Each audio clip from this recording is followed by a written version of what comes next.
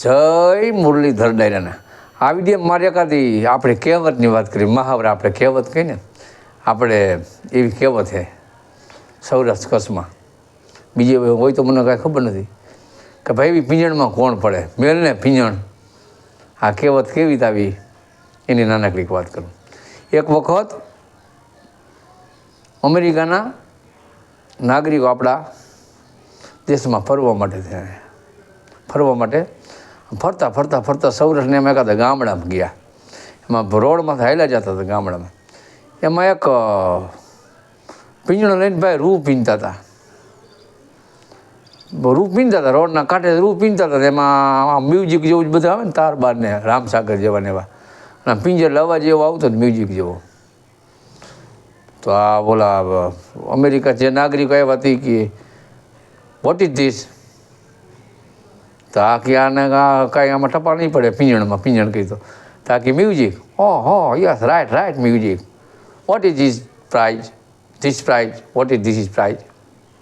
તો આપણા રૂ પીનતા હતા ને ભાઈ, એ કે 1000 રૂપિયા 1 પીસ, ગીવ મી 1 પીસ. અને એ તો લઈ ગયા ભાઈ અમેરિકામાં. અમેરિકામાં જઈને એને બધી વાત કરી કે ભાઈ અમે ભારતમાં ફરવા ગયા હતા, સૌરાષ્ટ્રના ગામડામાંથી એક મ્યુઝિક લઈએ ભાઈ.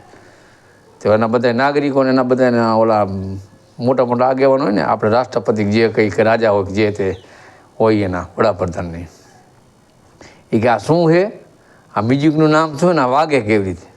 તો હવે તો મને કાંઈ ખબર છે ને આ કે. તો પછી બધા ન્યૂઝપેપરમાં મોકલું, સંદેશમાં, ગુજરાત સમાચારમાં, અકીલામાં, સાંજ સમાચારમાં, ફૂલસાબમાં, અને એ છાપા સૌરાષ્ટ્રમાં બધી વેચાઈ ગયા. એમાં ખોડો કરીને ગામડાનો એક સામાન્ય માણસ કોકની વાડીએ દાડીએ જાય ને, ખેતર દાડીએ જઈને દવાને પંપ સાંટે આમ કંઈ ગુજરાન હલાવે. એમાં ચાની રેકડી ચા પીતો હતો. એમાં સાપુ હાથમાં આવી ગયું ખોડાને, અને અમેરિકાવાળા જાહેરાત આપી હતી, જોઈએ નહીં આ તો પિંજણ હેકી.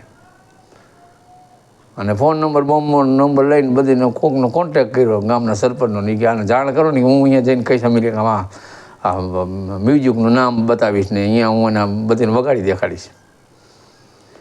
તો ઓલા તો બધા રાજી ખુશ થઈ ગયા. નાના ભાઈ બીજા કમ્પ્લીટ કર્યા ખોડાભાઈના.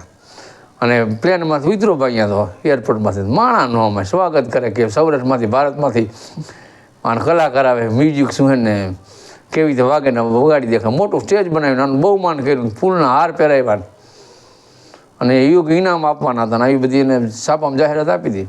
તે ખોડાને સ્ટેજમાં ચડાવ્યો. એ કે સ્પીકિંગ, એટલે બોલો તમે આ શું મ્યુઝિક છે ને આ વાગે કેવી રીતે.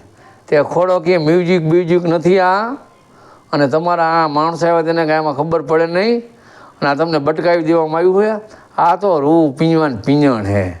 આ મ્યુઝિક બીજું કાંઈ છે ને આ વાગે નહીં, આ તો રૂ પીનતા હતા ને વાગતું હતા ને એમ કાંઈક મ્યુઝિક છે, અને આ બટકી ગયા છે કે.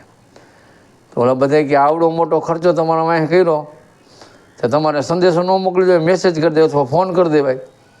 અને ભાઈ અમેરિકાવાળાએ ઢીમસા ઉપાડી દેવો માર્યો, હાથમાં પગમાં વાહામાં ઢીકાન ઢબલ્યું મૂંઢમાં એવો માર્યો.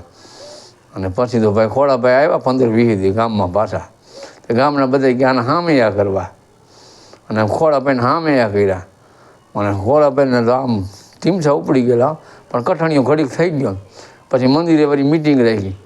પછી ગામના બધા કે ખોડાભાઈ અમેરિકા કેવી રીતે તમે આ અહીંયા ગયા ને બધું તમારું બહુમાન કેવું કર્યું. તે ખોડો કે આવી પિંજણમાં કોઈ ન પડાય, આમથી આમ તો આવી પિંજણમાં પડ્યો. એટલે તેદુનું આ ઓઠું દેવાઈ ગયું. આપણે શું ઓલી કહેવત કહેવાય, મહાવરો થઈ ગયો કે ભાઈ ખોટી પિંજણ મેક નહીં, પિંજણમાં પડમાં ને. જય મુરલીધર ડાયરાને.